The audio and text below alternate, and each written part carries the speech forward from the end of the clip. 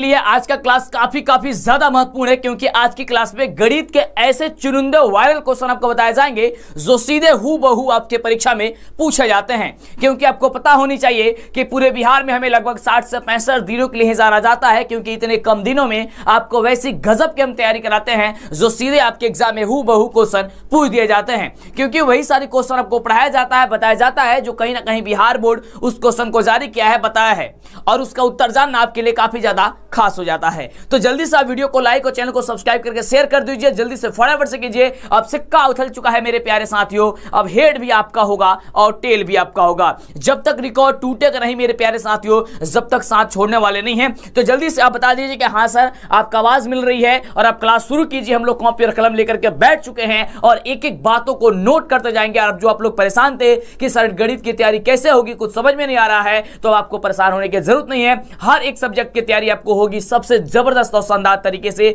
पूरी तरीके से आपको तैयार करके हम भेजते हैं। और आपको बता दें इसी तरीके से जैसे ही आप एग्जाम हॉल में बैठिएगा, यानी कि परीक्षा देने बैठिएगा गणित का, आपके सामने इसी प्रकार से क्वेश्चन पेपर देखने को मिलेगा। और आपको भी आज यही समझना है कि आप लोग परीक्षा हॉल में बैठे हुए हैं। और इसके पहले जितना भी वीडियो नहीं देखे हैं, हर एक वीडियो जरूर देखिएगा। शाम 6 बजे और 7:30 बजे क्लास में ज्वाइन होने का प्रयास कीजिए, लाइव सेशन को शेयर कर दीजिए। इसी तरीके से मिलेगा आपको विषय कोड 110 लिखा हुआ मिलेगा प्रथम पाली में, द्वितीय पाली में 210 लिखा हुआ मिलेगा। यहाँ पे प्रश्न पुस्तक क्रमांक मिलेगा। ये सारी चीजें आपको डिटेल्स हमने बता दिया है। यहाँ पे कितने प्रश्न होंगे और यहाँ पे आपका सेट कोड मिलेगा, जो ABCD कोई भी हो सकता है, ये अलग अलग भी हो सकता है। ये कोड केवल अलग अलग होगा, क्वेश्चन आपका एक होगा, नंबरिंग आपका अलग अलग हो सकती है। फिलहाल आइए हम लोग क्लास की शुरुआत करते हैं और देखते हैं कि पहला नंबर क्वेश्चन क्या कर रहा है। और अंतिम तक बने रहिए, बहुत ही मजा आने वाली है। क्लास छोड़ के जाएंगे तो आपको काफी ज्यादा दिक्कत हो जाएगी। उम्मीद करें प्रश्न यूं रहा आपके स्क्रीन पे, जो कि काफी ज्यादा खास है अपने आप में, क्योंकि यह बिहार बोर्ड के द्वारा पूछा गया क्वेश्चन है। क्वेश्चन कुछ यूं कह रहा है कि यदि a बराबर 3 का पावर 4 है, गुने 5 का पावर 3 है, तथा b बराबर जो है वह 3 का पावर 2 है और 5 का पावर 2 है, तो इसका मसा यानी कि HCF जो निकल के आएगा वह क्या होगा। यहां पे आपको 4 ऑप्शन दिया गया। अगर आपको पता होगा रसगुल्ले तो फटाफट से नीचे कमेंट कीजिए कि HCF कैसे निकलेगा। HCF यानी कि मसा, ये तो काफी इजी है। जब भी इस तरीके का क्वेश्चन आपको एग्जाम में आए तो आपको कैसे बनाना है ध्यान दीजिएगा। एक आसान तरीका आपको बता देते हैं। देखिए मसा यानी कि HCF का मतलब हो गया कि जो दोनों में कॉमन होना चाहिए वही मल्टीप्लाई होता है। तो देख सकते हैं इसमें कॉमन क्या है। यहां पे देखेंगे ए वाले में तो 3 का पावर 4 है, यानी कि 3 4 बार आया है, और यहां पे 3 का पावर 2 यानी कि 3 2 बार आया है। इसका मतलब है कि 4 बार इसमें है, 2 बार इसमें आया है, यानी कि 2 बार दोनों में कॉमन होगा। यानी कि HCF हम सभी का निकल के क्या आएगा, यहां से हम लोग लिखेंगे कि 3 का पावर 2 गुने, अब देखेंगे 5 जो है इसमें 3 बार आया है, इसमें 2 बार आया है। इसका कहने का मतलब है कि दोनों में 5 2 बार आया होगा। इसका मतलब क्या, 5 का पावर 2 हो गया, ठीक ना। अब क्या करेंगे, इसको स्क्वायर करके केवल गुणा कर देंगे। तो 3 का स्क्वायर करेंगे हो जाएगा 9, और 5 का स्क्वायर करेंगे हो जाएगा 25, और 25 में 9 से मल्टीप्लाई करेंगे हो जाएगा 225, और 225 आपका आंसर हो गया, जो कि ऑप्शन नंबर ए में दिया गया है। क्लियर। तो इस तरीके से काफी इजी है और आप बना सकते हैं। यह सोचने और समझने की बात भी नहीं है। अगर जैसे ही इस तरीके का क्वेश्चन पूछे तो दिखेगा कि किसमें पावर जो है वह कम है। जिसमें पावर कम होगा उसी को केवल मल्टीप्लाई कर दीजिएगा स्क्वायर करके। जैसे देख सकते हैं यहाँ पे 3 का पावर 2 है तो वही चीज लिखे हैं, 5 का पावर 2 तो वही चीज यहां पे भी आया है, और उसका स्क्वायर करके हमने गुणा कर दिया, आंसर आपका निकल करके चला आया। बिल्कुल। तो इस तरीके से आपको क्वेश्चंस ये बनाना है और आपको पेपर के खोपड़ी में छेद करना है। बहुत बड़े स्कूल आप फटाफट से शेयर कीजिए और देखिए एक एक क्वेश्चन आपके लिए रामबाण साबित होने वाला है। अभी तक वीडियो को लाइक नहीं किया जल्दी से कर दीजिए, चैनल को सब्सक्राइब करके शेयर कर दीजिए। अगला क्वेश्चन कुछ यूं है, और यह क्वेश्चन बता दी अपने आप में काफी ज्यादा खास है, क्योंकि यह क्वेश्चन सब्जेक्टिव में भी पूछा जाएगा। और इसके बाद जो सब्जेक्टिव का क्वेश्चन का यानी कि सीरीज चल रहा है, सब्जेक्टिव क्वेश्चन भी आपको बता रहा है, उसे आप शानदार तरीके से पढ़िए, समझिए, जानिए। क्वेश्चन कह रहा है कि 0.43 जो है पे रेकरिंग लगाया गया है को P बटा Q के रूप में लिखा जा सकता है। बताइए कि अगर इसे P बटा Q के रूप में अगर हम लिखें तो क्या लिख सकते हैं, यानी कि इसे अगर अंश बटा हर्ष यानी कि भिन्न के रूप में लिखे तो क्या लिख सकते हैं। तो जैसे ही इस तरीके का क्वेश्चन आए और जितनी भी संख्या पे रेकरिंग हो उसके बट्टा में करके 9 लगा दीजिएगा जितना पे रेकरिंग है। जैसे यहाँ पे है 0.43 पे रेकरिंग है, तो यहाँ पे क्या कीजिएगा, यहाँ पे 0 पॉइंट को हटा दीजिए, केवल 43 लिख दीजिए और नीचे बटा लगाइए, और जितना पे रेकरिंग है, जैसे 2 को संख्या पर रेकरिंग है तो 2 को नीचे 9 बैठा दीजिए। आपका आंसर रसगुल्ले आपका आ जाएगा, यानी कि ऑप्शन नंबर जो हो जाएगा बी नंबर हो जाएगा। तो इस तरीके से आप ट्रिक के माध्यम से भी आप पढ़ सकते हैं, और आप कहिएगा कि हाँ सर मंटू सर जो डीएलएस वाले सर हैं वो गजब तरीके से पढ़ाते हैं, एकदम शानदार तरीके से, और आप हर एक प्रश्न का जवाब दे सकते हैं। देखिए चलिए अगले प्रश्न की बात करते हैं। वैसे ही आपको हमने बोला कि हमें 60 से 65 दिनों के लिए जाना जाता है, क्योंकि 60 से 65 दिनों में आप कैसे गजब की शानदार तैयारी करा देते हैं, जिससे कि परीक्षा में किसी प्रकार की दिक्कत नहीं होती। रसगुल्ले बिल्कुल। तो फटाफट से वीडियो को कहते हैं आप सब्सक्राइब कर दीजिए, लाइक कर दीजिए, नहीं किया तो, क्योंकि जब सब्सक्राइब करेंगे तो आपको नोटिफिकेशन मिलेगा, ठीक ना। और फ्री में आपका यह क्लास चलाई जा रही है, कोई भी इसमें चार्ज वगैरह नहीं है, ठीक ना। काफी सारे बच्चे कहते हैं कि सर इसके लिए क्या करना होगा, तो कुछ नहीं बाबू, बस आप चैनल को सब्सक्राइब करेंगे, उसके बाद से कोई दिक्कत होने वाला नहीं है। अगला क्वेश्चन है कि चतुर्भुज के सभी कोणों का योगफल कितना होता है। याद करके रखना और नीचे कमेंट करके बताइए। बहुत बढ़िया बाबू, नीचे कमेंट करके बताते रहिए कि इसका जवाब क्या होगा। कमेंट पढ़ने का थोड़ा सा समय नहीं रहता है, क्योंकि आप समझ रहे हैं कि आपका एग्जाम है, और आप लोग कमेंट करते रहिए, हम ऐसे देखते रहे, ठीक ना। बिल्कुल। तो चतुर्भुज के सभी कोणों का योगफल जो होता है वो 360 डिग्री होता है। कितना होता है? 360 डिग्री होता है। ऑप्शन जो दिया गया वो सी नंबर में दिया गया है, ठीक है ना। तो ये सी नंबर जो दिया गया है वो आपका बिल्कुल राइट जवाब हो जाएगा। क्लियर। चलिए बढ़िया, अगले नंबर क्वेश्चन की ओर एक बार एकदम हुंकार भर दीजिए कि ये सर इस साल जो है, और देखिए हमारा टारगेट रहता है हर साल, मतलब बहुत सारे बच्चों का 100 में 100 स्कोर आए, और आता भी है 100 में 100, मैथ में 100 में 100। और बता दें आपको कि सबसे ज्यादा मेरा मैथ पसंदीदा किया जाने वाले बच्चों के लिए है, यानी कि सबसे ज्यादा मेरा मैथ पढ़ाया हुआ तरीका बच्चों को पसंद आता है और बड़ी खुशी होती है। और हम भी चाहते हैं इस साल जब आप आए हैं परीक्षा के बॉर्डर पे जाने के लिए, तो आप कमर कस के रहिए, कमर कस के तैयार करके आपको भेजेंगे, जिससे कि परीक्षा में कुछ भी दिक्कत नहीं होगा, ये गारंटी है। विश्वास नहीं होता है तो पिछले वर्षों का आप क्वेश्चन पेपर उठाइए और देखिए कि जो हम आपको पढ़ाया बताया क्या वो क्वेश्चन पूछा जा रहा है या नहीं पूछा जा रहा है। आप एनालिसिस खुद कर सकते हैं इस चीज को, हमें कहने की जरूरत नहीं है कि हम क्या पढ़ाते हैं क्या नहीं पढ़ाते हैं। आप खुद जज कर सकते हैं, जांच कर सकते हैं हमें, ठीक है ना। क्वेश्चन बैंक उठा करके आप देख सकते हैं कि क्या जो पढ़ाया जा रहा है वो बिल्कुल हूबहू आपको पढ़ाया जा रहा है, बताया जा रहा है। बिल्कुल 2-3 वीडियो देखने के बाद से या जज कीजिएगा, ऐसा नहीं एक ही वीडियो देखिएगा फिर आप जज कीजिएगा, फिर गड़बड़ हो जाएगा ना, कहीं कहीं क्वेश्चन आपको लगेगा कि नहीं बताए हैं। तो 3-4 वीडियो की ही बात से आपको पता चलने लगेगा कि 10-15 क्वेश्चन तो ऐसे ही हम आपको सॉल्व कराते जा रहे हैं। चलिए अगला क्वेश्चन है कि 11/80 का दशमलव प्रसार क्या होगा। देखिए दशमलव प्रसार से इस तरीके का क्वेश्चन आपके एग्जाम आएगा, यह पूछेगा शांत है या फिर शांत है। इसके पिछले वाले वीडियो में हमने आपको बताया था कि जैसे ही दशमलव प्रसार को शांत या अशांत करने के लिए पूछे, इसका आप लोग भिन्न का हर का गुणनखंड कर दीजिएगा। जैसे यहाँ पे भिन्न है 11/80, 80 आपका हर है, हर का आप लोग साइड में गुणनखंड कर दीजिएगा। गुणनखंड कैसे करते हैं? सबसे पहले छोटी संख्या से कटाते हैं, तो 2 से कटाएंगे यहाँ हो जाएगा 40, फिर 2 से कटाएंगे हो जाएगा 20, फिर 2 से कटाएंगे हो जाएगा 10, फिर 2 से कटाएंगे हो जाएगा 5, फिर यहाँ पे 5 से कटाएंगे हो जाएगा 1। यहाँ पे हमने देखा कि केवल 2 और 5 ही आ रहा है, तो हमने आपको क्या बतलाया था कि जिसमें भिन्न के हर के गुणनखंड में 2 का पावर है, यानी कि 2 का पावर आए, यानी कि केवल 2 आए, या फिर 5 का पावर है, यानी कि या फिर केवल 5 आए, तो आपका वह संख्या क्या होती है? शांत होती है। यहाँ पे क्या हो जाएगा? शांत हो जाएगा, यानी कि ऑप्शन जो दिया गया है वह ए नंबर रसगुल्ले बिल्कुल राइट जवाब हो जाएगा। वीडियो छोड़ के मत जाइए, वीडियो को पूरा कंप्लीट देखिए मेरे शेयर, और एकदम आप इस साल धमाल मचा दीजिए। हर कोचिंग हर इंस्टीट्यूट में आप इसे शेयर कीजिए, बताइए। और आपको बोले थे कि हमारा वीडियो लेकर के कट कर करके आप वायरल कीजिए, मतलब कि आप व्हाट्सएप स्टेटस लगाइए, फेसबुक को डालिए। इससे क्या होगा ना कि व्यूज देखने के चक्कर में आप उस वीडियो को 1-2 बार प्ले कर लीजिएगा, उससे आपका ही फायदा होगा, है ना। और आपको तैयारी बहुत जबरदस्त हो जाएगी। ऐसे अगर आप किसी चीज को एक बार देखेंगे तो भूल सकते हैं। और हम कह दिए हैं पहले ही कि हम किसी को भी कॉम्पिटिटिव वगैरह नहीं मारेंगे, आप जितना मन करे उतना डालिए, कोई दिक्कत नहीं है, आप लोग करते रहिए और जबरदस्त तैयारी करते रहिए। अगला है कि निम्नलिखित में कौन सी अभाज्य संख्या है। अभाज्य संख्या से देखिए हमने आपको बोला कि बिल्कुल आपके एग्जाम में छपेगा क्वेश्चन है, ये गारंटी है मेरी कि ये क्वेश्चन आपके एग्जाम में 100% छपेगा, अभाज्य संख्या। और हमने अभाज्य संख्या के बारे में बताया था कि वैसी संख्या जो स्वयं और एक के अलावा किसी अन्य संख्या से विभाजित ना हो, यानी कि ना कटे, वैसी संख्या को हम लोग क्या कहते हैं?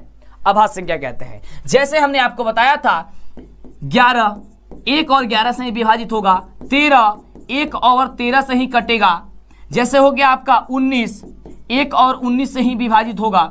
जैसे हो गया आपका 23 1 और 23 से ही विभाजित होगा, यानी कि जो 1 और स्वयं के अलावा किसी अन्य संख्या से विभाजित न हो, यानी कि न कटे न भाग लगे, उसे कहते हैं अभाज्य संख्या। तो यहां से बताइए वैसे ही कौन संख्या है, तो कहेगा कि सर 41 जो दिया गया ना वह संख्या आपका हो जाएगा, यानी कि ऑप्शन हो जाएगा बी नंबर, क्योंकि 41 जो है 41 जो 1 और 41 के अलावा किसी अन्य संख्या से यह भाग नहीं लगेगा, यानी कि नहीं घटेगा। क्या आप समझ पा रहे हैं? क्या इस तरीके का क्वेश्चन आएगा आप छोड़िएगा? कहेगा नहीं सर आप बिल्कुल नहीं छोड़ेंगे, क्योंकि आप तो शानदार जबरदस्त तरीके से बता रहे हैं।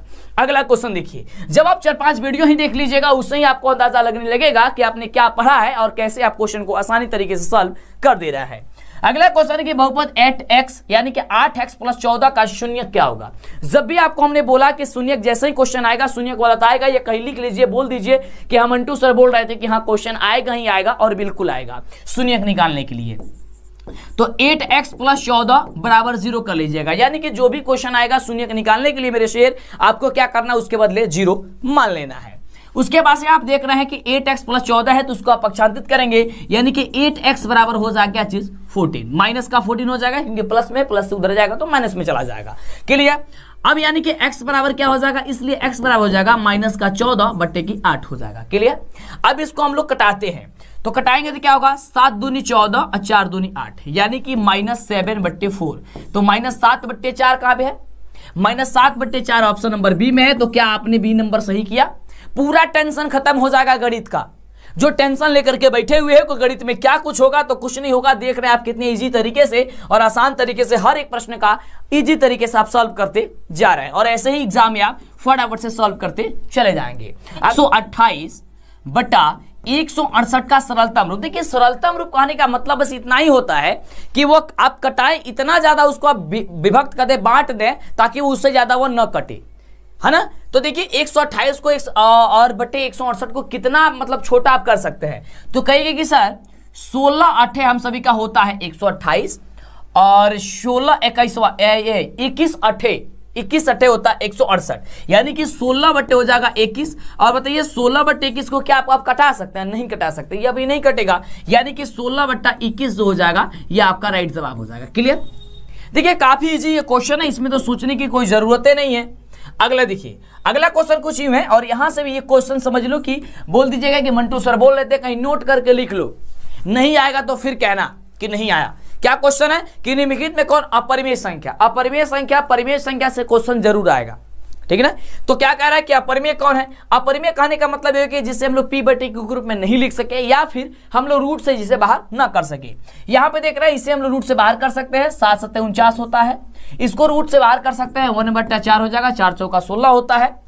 यहाँ पे रूट 4 को बाहर कर सकते हैं, 2 दूना 4 होता है। लेकिन रूट 5 को हम लोग आसानी से बाहर नहीं कर सकते हैं, यानी कि ऑप्शन नंबर जो हम सभी का हो जाएगा वो डी नंबर आपका बिल्कुल राइट जवाब हो जाएगा, कि डी नंबर आपका सही जवाब होगा कि रूट 5 एक अपरिमेय संख्या है। और क्वेश्चन आपके एग्जाम में यह भी पूछा जाएगा कि रूट 5 को साबित कीजिए कि अपरिमेय संख्या कैसे है। उसके बारे में भी आपको सब्जेक्टिव क्वेश्चन जब बता रहे हैं तो आपको धीरे धीरे सारा चीज क्लियर होते चला जाएगा। हर एक वीडियो हर एक पार्ट जरूर देखिएगा। इसलिए कहते हैं वीडियो को अभी तक लाइक नहीं किया कर दीजिए, चैनल को सब्सक्राइब करके शेयर कर दीजिए, ताकि उन बच्चों का हेल्प हो जाए जो उनके पास ये वीडियो नहीं पहुंचा है, जो या फिर वो नहीं जानते हैं। और बार बार कहते हैं कि वीडियो को पूरा अंतिम तक कंप्लीट देखिएगा। अगला है कि निम्नलिखित में कौन द्विघात समीकरण है। ऐसा भी एक क्वेश्चन आपके एग्जाम में हूबहू देखने को मिलेगा, द्विघात बहुपद द्विघात समीकरण पहचानने के लिए। द्विघात समीकरण पहचानने के लिए आपको दिया जाएगा जैसे ही इस तरीके का क्वेश्चन, तो ये तो काफी जबरदस्त क्वेश्चन है। और इस तरीके का क्वेश्चन का आंसर तो आप लोग केवल फॉर्मूला दे करके और हाँ आसानी तरीके से बता सकते हैं। बिल्कुल बाबू, क्या बता सकते हैं, बिल्कुल। तो यहाँ पे आप इसे ऑप्शन देख करके बता सकते हैं, और परिभाषा याद होगा जिसे परिभाषा कहता है कि जो ax² plus bx plus c के रूप का होना चाहिए। किसके रूप में, ax² plus bx plus c के रूप का होना चाहिए, वही आपका हो जाएगा द्विघात समीकरण। यहाँ पे देख रहे हैं ऑप्शन नंबर बी में, तो यहाँ पे रूट x है, ये तो ऐसा ही खत्म हो गया। इसमें भी देख रहे हैं, इसमें भी रूट x है, इसमें भी रूट x है, और इसे भी आप सॉल्व करिएगा तो ये ax² bx प्लस c के रूप का नहीं आएगा, ये भी गलत हो गया। यहाँ पे आप देख रहे हैं कि यहाँ पे x - 1 के होल क्यूब है, जब x का जब आप इसे मतलब कि इसको तोड़िएगा तो ये क्यूब में आ जाएगा, ये भी आंसर नहीं होगा। यानी कि ऑप्शन नंबर जो आपका ए दिया गया है, x + 1 का होल स्क्वायर बराबर 3 × x + 1, जब इसे आप सॉल्व कीजिएगा तो ax² plus bx plus c के रूप में आ जाएगा। कहिएगा तो आप इसे हम सॉल्व करके भी आपको दिखा देंगे, इसमें कोई दिक्कत होने वाली नहीं है। क्या कीजिएगा, यहाँ पे x + 1 का होल स्क्वायर दिया गया है, इसे a + b के होल स्क्वायर पे तोड़ लीजिए। a + b का होल स्क्वायर क्या होता है, बताइए, a² plus 2ab plus b² होता है, यही होता है ना। इसको आप इस पे तोड़ सकते हैं, a² हो जाएगा x² प्लस 2ab यानी कि 2x हो जाएगा, प्लस b² यानी कि 1, और बराबर दिया गया 3 × x + 1, तो गुणा कर लीजिए, 3 में x से गुणा कीजिएगा 3x, प्लस हो जाएगा 3। अब यहाँ पे देखिए इसको पक्षांतरित कर सकते हैं, x² प्लस 2x प्लस 1 पक्षांतरित कीजिए, माइनस हो जाएगा 3x और माइनस हो जाएगा 3 इक्वल टू 0। जब इसे सॉल्व कीजिएगा तो क्या हो जाएगा, एक्स स्क्वायर रहने देते हैं, यहाँ पे 2x है, यहाँ पे माइनस 3x है, तो क्या हो जाएगा माइनस का x हो जाएगा। इसको नीचे थोड़ा लिखते हैं ताकि समझ में आए, ठीक है ना। देखिए एक्स स्क्वायर यहाँ पे क्या हो जाएगा माइनस का x। अब देखिए यहाँ पे प्लस 1 है और यहाँ पे माइनस का 3 है, तो यहाँ पे क्या बचेगा, तो यहाँ पे सर माइनस का 2 बचेगा, बराबर क्या हो गया 0 हो गया। देख सकते हैं ये x square plus b x plus c के रूप में आ गया सबका, लेकिन कहिएगा सर यहाँ पे तो माइनस आया, आपने तो प्लस बताया। नहीं बाबू देखिए प्लस और माइनस है, इसमें कोई मतलब नहीं है, उसका जो घात है जो पावर है उसके रूप का वो आना चाहिए। जैसे कि एक्स स्क्वायर के रूप में आ गया, एक्स के रूप में आ गया और सी के रूप के आ गया, ठीक ना, यही मतलब होता है। प्लस और माइनस इसमें मतलब नहीं रहता है, घात वगैरह चेंज नहीं होना चाहिए। तो इसका ऑप्शन क्या होगा, ए नंबर हो जाएगा। अगला देखिए, अगला क्वेश्चन हूबहू आपके एग्जाम में पूछा जाएगा, जैसे कि बोला ना हमने कि परिमेय और अपरिमेय संख्या से क्वेश्चन आएगा, द्विघात समीकरण पहचानने के लिए क्वेश्चन आएगा, अभाज्य संख्या से क्वेश्चन आएगा। तो आप देखते जा रहे हैं कितना ईजी तरीके से आपको समझाया जा रहा है और दिक्कत आपको नहीं होगा। पीडीएफ वगैरह कैसे लेना है सब कुछ आप लोग ले लीजिएगा। कह रहे हैं निम्नलिखित में कैसे कौन परिमेय संख्या है, परिमेय संख्या के बारे में बताना है। देखिए परिमेय संख्या वह है जिसे p बटे q के रूप में आप लिख सकें, जहां p और q पूर्णांक होता है और q बराबर नहीं होता है 0। कहने का मतलब ये हो गया कि जिसे हम लोग रूट से आसानी से बाहर कर सकें, ठीक है ना। तो आप यहां से देखिए कि किसे जो है वो रूट से हम लोग बाहर कर सकते हैं। तो ऑप्शन नंबर देखेंगे अगर ए नंबर में, तो यहाँ पे रूट का 9 दिया गया, रूट 9 को आप लिख सकते हैं 3, ठीक है, क्या लिख सकते हैं 3, और 3 को आप 3 बटे 1 लिख सकते हैं, यानी कि आप p बटे q के रूप में आपने इसे लिख दिया। जो p और q क्या है, दोनों का पूर्णांक ही पूर्णांक है, ठीक ना, और q बराबर नहीं है 0, यानी कि हर का मान 0 नहीं है, यानी कि ये पूरा कंडीशन इसमें लागू हो रहा है परिमेय संख्या का, यानी कि ऑप्शन नंबर जो हो जाएगा वह ए नंबर आपका राइट जवाब हो जाएगा। बिल्कुल, चलिए क्या हो जाएगा ऑप्शन नंबर ए। अगर इतनी खामोशी से और इतने जबरदस्त तरीके से पढ़ाया जा रहा है तो आपका फर्ज बनता है एक लाइक कर दीजिए और मीठा सा कमेंट कर दीजिए कि वीडियो आपको कैसा लगता है। अगले प्रश्न की बात करते हैं कि अगला प्रश्न क्या कह रहा है। तो अगला प्रश्न कुछ यूं है, आपके स्क्रीन पे बड़ा ही खास है, और ये भी प्रश्न आपके एग्जाम में एक हूबहू कहीं लिख लीजिए कि क्वेश्चन पूछेगा, या तो वो 2 नंबर में पूछ सकता है या तो 1 नंबर में अवश्य ही पूछेगा। क्वेश्चन कुछ यूं है कि निम्नलिखित में द्विघात बहुपद है जिसके शून्य 5 और -3 है। पूरा टेंशन खत्म हो जाएगा, बिहार बोर्ड के मैट्रिक परीक्षा की कोई दिक्कत होने वाली नहीं है। कह रहा है कि 5 और -3 है, ठीक है, द्विघात बहुपद ज्ञात करना है। तो द्विघात बहुपद के इसके पिछले वाले वीडियो में हमने आपको बताया था कि द्विघात बहुपद बराबर एक सूत्र होता है, सूत्र ये होता है x square plus alpha plus x square minus होता है ना बहुपद, फॉर्मूला होता है x square minus alpha plus beta into x plus alpha into beta होती है।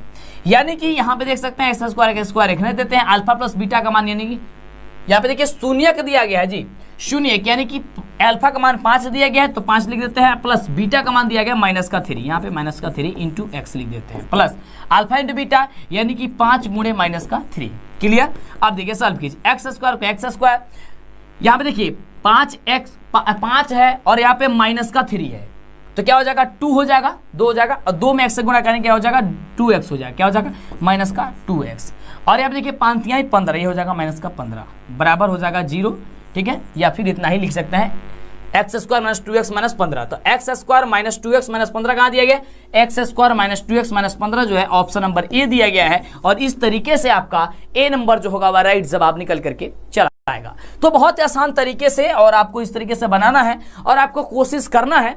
देखिए क्वेश्चन बैंक आप लीजिए, प्रीवियस ईयर का क्वेश्चन बैंक जो आपको हम करा रहे हैं, जो बता रहा है वो लीजिए, और वीवीआई जो ऑब्जेक्टिव ये सारा ये पढ़िए और कोशिश कीजिए। जो एग्जाम में समय दिया जाता है कि आप जो है 3 घंटे 15 मिनट में क्वेश्चन को सॉल्व करें, पूरे आपको क्वेश्चन को, तो उससे आप कोशिश करें 1 से 1.5 घंटे में सॉल्व कर दें, ठीक है, जिससे आपका प्रैक्टिस हो जाएगा, आपको याद हो जाएगा और परीक्षा में किसी प्रकार की दिक्कत नहीं होगा। कोई दिक्कत होता है आप हमें नीचे कमेंट करके बताइए, क्योंकि जब तक आप हमें नहीं बताइएगा हमें पता नहीं चलेगा कि आपको दिक्कत क्या हो रही है। अगला क्वेश्चन कुछ यूं है कि निम्न में से कौन 3x - y बराबर 0 तथा 3x + 5y बराबर 36 का हल होगा। हल यानी कि x और y का यहां से मान निकाल देनी है। अब यहाँ पे x और y का मान कैसे निकलेगा, यहाँ पे 3 विधि आ जाती है। पहला विधि का नाम आप जानते हैं, देखिए प्रतिस्थापन विधि, विलोपन विधि या फिर ब्रजगुणन विधि। आप जिस भी विधि के माध्यम से निकालना चाहें आप आसानी तरीके से क्वेश्चन का आंसर निकाल सकते हैं। सो कैसे आप निकालेंगे, आप मान लीजिए कि यहाँ पे जो है वह दिया गया है, क्या दिया गया, पहला समीकरण दिया गया है 3x - y = 0 दिया गया है। क्लियर। अब इसे क्या करते हैं, हम समीकरण नंबर मान लेते हैं या तो x, ठीक है ना। दूसरा समीकरण दिया, समीकरण 1 मान लेते हैं, और दूसरा समीकरण है 3x + 5y और बराबर दिया गया है 36, ठीक है, ये आपको हो गया समीकरण, ठीक है ना। अब क्या करते हैं, इसको हम लोग हटाते हैं, ठीक है ना। समीकरण 1 में से 2 को घटा देते हैं। यहाँ पे जब घटाएंगे तो यहाँ पे माइनस और यहाँ पे भी माइनस हम सभी का लग जाएगा। ये आपका 36 है, ठीक है, इसको अच्छे से लिख देते हैं, ये आपका 36 है। अब देखिए 3x में से 3x घटेगा, खत्म हो जाएगा, x का काम खत्म हो गया। अब देखिए यहाँ पे माइनस y है और यहाँ पे माइनस का 5y हो गया। अब देखिए पहले 5 था, लेकिन जब घटाएंगे तो माइनस में जाएगा, यानी कि क्या हो जाएगा, माइनस का 6y हो जाएगा। हमारे पढ़ाने का तरीका, हमारे पढ़ाने का अंदाज क्या है, आप हमें जरूर कमेंट करके बताएंगे कैसा आपको पढ़ाया हुआ मेरा लगता है। यहाँ पे 0 में से माइनस को 36 को हटाएंगे तो माइनस का 36 ही निकल करके आएगा, यानी कि यहाँ से माइनस माइनस कट जाएगा और 6 के 36, ठीक है, यानी कि y बराबर जो हो गया वह 6 निकल करके चला आया। जब y बराबर 6 निकल गया तो समीकरण नंबर जो 1 है उसमें हम लोग y का मान रख देंगे तो x का मान निकल जाएगा। यानी कि यहाँ पे हम लोग लिखेंगे कि समीकरण नंबर 1 में y का मान रखने पर, जैसे ही हम समीकरण नंबर 1 में y का मान पुट करेंगे, रखेंगे, वैसे ही निकल के चला आएगा। जैसे समीकरण नंबर 1 है 3x minus Y equal to कितना है, 0 है। अब यहाँ पे 3x माइनस वाई के जगह कितना निकल के आया, 6 निकल के आया, बराबर हो जाएगा 0। 3x, अब इसको पक्षांतरित करेंगे, हो जाएगा 6। अब x बराबर इसलिए क्या हो जाएगा, 6/3 हो जाएगा, तो 3 दूनी 6, यानी x का वैल्यू हो जाएगा 2। यानी कि आप देख रहे हैं कि x का वैल्यू 2 निकल के आया और y का वैल्यू कितना निकल के आया, 6 निकल के आया, यानी कि 2,6 जो निकल के आ जाएगा, यानी कि x का वैल्यू 2 और y का वैल्यू 6। आप देख सकते हैं ऑप्शन नंबर ए में ही दे दिया गया है, तो ए नंबर आप सभी का राइट जवाब हो जाएगा। या फिर आप इतना ज्यादा नहीं करना चाहते हैं तो उसका भी माफ कीजिएगा, उसका भी एक तरीका है। तरीका कुछ यूं है कि आप क्या कीजिएगा कि आप इसमें मान रख के पुट करके चेक कर सकते हैं। जैसे समीकरण नंबर 1 में है x बराबर 2 और y बराबर 6, मान रख के चेक कीजिए। देखिए ध्यान से, 3 में x से गुणा कीजिए, 3 में x दिया गया ना, x से, x का वैल्यू 2 है और माइनस y का वैल्यू क्या है, 6 है, इसको रख दीजिए 6 और इसे सॉल्व कीजिए तो 3 दूनी 6 और माइनस 6 बराबर कितना आया, 0। देखो ये बराबर आ गया ना 0। देखिए यानी कि ये यहाँ पे पहला नंबर समीकरण जो है पहला नंबर ऑप्शन में लागू कर रहा है, तो यही बात हम इसमें भी लागू करके चेक करेंगे कि यानी कि जो LHS इसमें कहा क्या RHS के बराबर आ रहा है या नहीं आ रहा है। यानी कि यहाँ पे जो 3x है प्लस 5y है, इसमें मान रखेंगे x और y का, तो x और y का, तो 3x का जगह 2 रखेंगे प्लस 5 गुणे y का मान रखेंगे 6, तो 3 दूनी हो जाएगा हम सभी का 6 प्लस 6 5 हो जाएगा 30, ठीक है ना। अब 30 और 6 कितना हो जाएगा, 36 हो जाएगा। देखिए 36 यहाँ पे भी है। तो देखिए कई सारे तरीका होती है आपको सॉल्व करने की, तो सारे तरीके अगर आप जान लेंगे तो बेकार नहीं करेगा और आप क्वेश्चन को जिस भी माध्यम से सॉल्व करना चाहें आप आसानी से बना सकते हैं। हो सकता है किसी बच्चे को जो है वह ब्रजगुणन विधि या प्रतिस्थापन विधि या फिर विलोपन विधि पता नहीं हो, तो वे इन सारे नियमों को भी पालन करके वह आसानी से किसी भी क्वेश्चन को सॉल्व कर सकते हैं। तो इसलिए बोलते हैं हर एक बातों को, हर एक चीज को नोट करते जाइए, समझते जाइए और दिक्कत आपको नहीं होगा। बिल्कुल। अगला क्वेश्चन कुछ यूं है कि बहुपद x² - 15x + 56 का घात क्या होगा। देखिए घात कहने का मतलब क्या होगा कि पावर इसमें क्या है, सबसे अधिकतम पावर बताना होता है।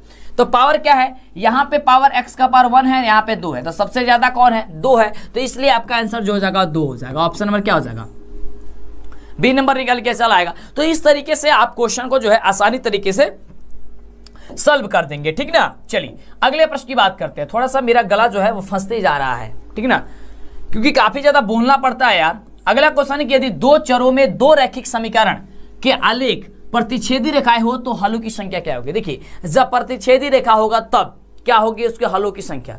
नीचे कमेंट कीजिए, ये तो काफी आसान क्वेश्चन है। बिल्कुल, जब आसान क्वेश्चन आ जाता है तो आपको खुश हो जाना चाहिए और इसका जवाब दे देना चाहिए, ठीक ना। कह रहे कि सिर्फ एक हल होगा या अनंत हल होगा या कोई हल नहीं होगा या फिर यहाँ पे इनमें से कोई नहीं, तो इसका जवाब इनमें से कोई नहीं ही होगा, क्योंकि क्वेश्चन कुछ यूं कह रहा है कि यदि 2 चरों में 2 रैखिक समीकरणों का लेख प्रतिच्छेदी रेखा हो तो यहाँ पे ऑप्शन इसमें से कोई नहीं होगा। ऑप्शन हो जाएगा आप सभी का डी नंबर।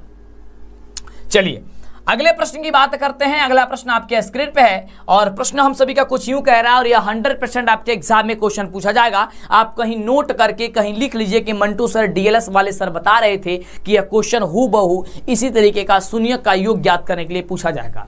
बी के बदले क्या है, -3 है, -3 और पहले से ही इसमें माइनस होता था, माइनस। अब ए का वैल्यू क्या होगा, माइनस माइनस क्या हो जाएगा, प्लस 3/1 बराबर हो जाएगा 3, तो 3 आपका राइट जवाब होगा जो कि ऑप्शन नंबर हो जाएगा बी नंबर। तो इस तरीके से आप किसी भी क्वेश्चन को इजी तरीके से, आसान तरीके से सॉल्व कर देंगे, कोई भी दिक्कत आपको नहीं होगा। और आपको वही सारी क्वेश्चन बताया जा रहा है जो हूबहू आपके एग्जाम में पूछे जाएंगे, ठीक ना। कहीं ना कहीं आपके परीक्षा के दृष्टिकोण से इतनी ज्यादा महत्वपूर्ण है कि कुछ कहा भी नहीं जा सकता है, सबसे ज्यादा, बहुत ही ज्यादा मतलब कि खास है ये। अगला क्वेश्चन कुछ यूं है कि समानांतर श्रेणी 1/3, 5/3, 9/3 का सारवंतर क्या होगा। अब देखिए, सारवंतर कहने का मतलब होता है कि दूसरा पद में से पहला पद घटा दीजिए। कोई भी समानांतर श्रेणी दिया गया होगा, यानी एपी में मान दिया गया होगा, और एपी में जो मान दिया गया उसमें आपको दूसरा पद में से पहला पद घटा देना है, बस आपका आंसर आ जाएगा। जैसे कि दूसरा पद दिया गया 5/3, 5/3 में घटा दे रहा है पहला पद 1/3 को। क्या घटाना है? 1/3 को घटाइए। 3 का 3 का एलसीएम 3 होगा, 5 का 5 हो जाएंगे, यहाँ पे 1 का 1 हो जाएगा, भिन्न का घटा बदलिए, 5 में से 1 जाएगा 4, 4 बट्टे हो जाएगा 3। 4/3 कहाँ पे ऑप्शन है? क्या सर ऑप्शन नंबर सी में है। सी नंबर आपका क्या हो जाएगा? राइट जवाब हो जाएगा। तो इस तरीके से आप देख रहे हैं कितना इजी क्वेश्चन है और इजी तरीके से आप बना पा रहे हैं। अगला क्वेश्चन कुछ यूं है, बड़ा ही जबरदस्त, बड़ा ही खास क्वेश्चन है, और इस तरीके का क्वेश्चन आपके एग्जाम में हूबहू पूछा जाएगा कि यदि ax² + bx + c = 0 के मूल समान हो तो निम्नलिखित में से कौन सा कथन सही होगा। मूल समान हो तो, अब जब मूल समान हो यानी कि आपको विविधकर के बारे में पूछा जा रहा है, जब मूल समान होती है तब बाबू। बिल्कुल, हाँ, आपने लाइक कर दिया है, क्या बात है, बहुत बढ़िया। हाँ चलिए, तो जब मूल समान होता है तो आप देखिए, मूल समान होता है तो क्या होता है, d = 0 होता है। क्या होता है? d = 0। तो d बराबर जब 0 होगा यानी कि d का वैल्यू होता है, ये d का सूत्र होता है b² - 4ac = 0। अब जब है यहाँ पे देखिए b² - 4ac = 0 कहीं नहीं दिया गया है, इसको क्या किया गया है? पक्षांतरित किया गया है। तो b² बराबर क्या हो जाएगा? 4ac। अब देखिए कहीं b² बराबर 4ac दिया गया है, तो देखिए यहाँ पे ऑप्शन नंबर ए में दिया गया है b² बराबर 4ac। तो थोड़ा थोड़ा अंतर करके दे दिया जाता है क्वेश्चन में, तो दिमाग अगर आपका शांत रहेगा और हर एक तरीका को जो आपको हम बता रहे हैं उस तरीके से अगर आप पढ़े होंगे तो आपको मिस्टेक नहीं होगा, और काफी जबरदस्त और काफी शानदार तरीके से हर एक क्वेश्चन का जवाब आप आसानी से दे सकते हैं। क्लियर? देखिए d = 0 होता है कब? मूल जब समान होता है। तो d का फॉर्मूला होता है b² - 4ac = 0। यहाँ पे ऑप्शन कोई दिया नहीं है, यानी कि b² को हम क्या कर देते हैं, अब b² - 4ac को पक्षांतरित कर देते हैं, 0 के बाद कर देते हैं, तो यह b² = 4ac आ जाता है, जो कि ऑप्शन नंबर ए में ही दे दिया गया है। क्लियर? चलिए अगले प्रश्न की बात करते हैं। अगला देखिए, ये इस तरीके का क्वेश्चन बहुत जबरदस्त पूछा जाता है। सभी वर्ग क्या होते हैं, सभी त्रिभुज क्या होते हैं, इस तरीके का क्वेश्चन आता है। तो सभी वर्ग क्या होते हैं बाबू? समरूप होते हैं। क्या होते हैं? सभी वर्ग जो होते हैं वह समरूप होते हैं। ऑप्शन आपका ये नंबर हो जाएगा। क्लियर? चलिए अगले प्रश्न की बात करते हैं। थोड़ा सा मेरा तबीयत जो है ना वह खराब हो गया, ठीक ना, गला भी फंस रहा है, और यहाँ पे होठ पे जो होता है ना, क्या बोलते हैं उसको, फट चुका है होठ मेरा, ठीक ना। थोड़ा सा वर्क इतना ज़्यादा पड़ जा रहा है यार तुम लोग के लिए कि क्या कहें हम। बिल्कुल बहुत ज़्यादा वर्क पड़ा जा रहा है। एक तो बोलना पड़ता है काफ़ी ज़्यादा, क्वेश्चन को सेट कीजिए, उसका आंसर तैयार कीजिए कि क्या होगा, ठीक है ना। कभी कभी क्वेश्चन में देखते हैं बिहार बोर्ड जो पूछता है उसमें ऑप्शन गलती कर देता है, इसमें भी एक ऑप्शन गलती कर दिया है, ठीक ना। ये बिहार बोर्ड का ही क्वेश्चन है, और आपको देखिए हमने बताया है कि वही सारी चीज़ें हम पढ़ाते हैं, बताते हैं जो परीक्षा में क्वेश्चन पूछा जाता है। बार बार रिक्वेस्ट करते हैं बाबू आप लोगों से कि देखिए बाद में पछताना पड़ेगा, सो अभी से कॉपी कलम लीजिए, नोट कीजिए, जबरदस्त तैयारी कीजिए।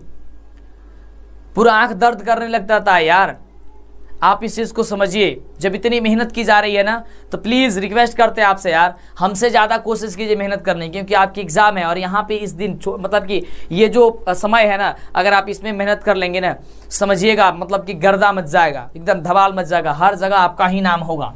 अगला क्वेश्चन फिलहाल हम लोग पढ़ते हैं समय को ध्यान में रखते हुए। क्वेश्चन कह रहा है कि द्विघात समीकरण ax² + bx + c = 0 दिया गया हो और a बराबर नहीं है 0 का मूल क्या होता है। काफी बढ़िया क्वेश्चन है, और यहाँ पे देखो ये तो आपका फॉर्मूला ही पूछ दिया गया है, ठीक है। क्या कह रहा है कि ax² + bx + c = 0 है और a बराबर नहीं है 0 का मूल जो होता है वह क्या होता है। जल्दी से कमेंट कीजिए, बिल्कुल आपका देख लेते हैं, हम कमेंट देखते रहते हैं, बाद में भी देख लेते हैं कमेंट तुम लोग का, ठीक ना। बिल्कुल अब पढ़ाने वाला जो अब समय आ जाता है थोड़ा सा तो हो जाता है। तो आप सभी जानते हैं क्या होता है, -b √b² - 4ac बटा होता है 2a, या फिर आप इसे कह सकते हैं -b √d बटे आपका 2a होता है, ठीक ना। और d का वैल्यू होता है b² - 4ac, जो कि ऑप्शन नंबर ए में दिया गया है, ठीक ना। चलिए कहीं पे भी डायरेक्ट डी लिख देगा तो ये कंफ्यूज मत होइएगा, आप लोग बना दीजिएगा। तो डी का ही आपका सूत्र होता है b² - 4ac। क्लियर? चलिए अगला देखिए, मेहनत करते रहिए, सफलता एक दिन जरूर रंग लाएगी और शानदार आप कीजिएगा, आप ही होंगे जबरदस्त तैयारी करके, जब आप रिजल्ट आएगा ना तो प्रसन्न हो जाएंगे।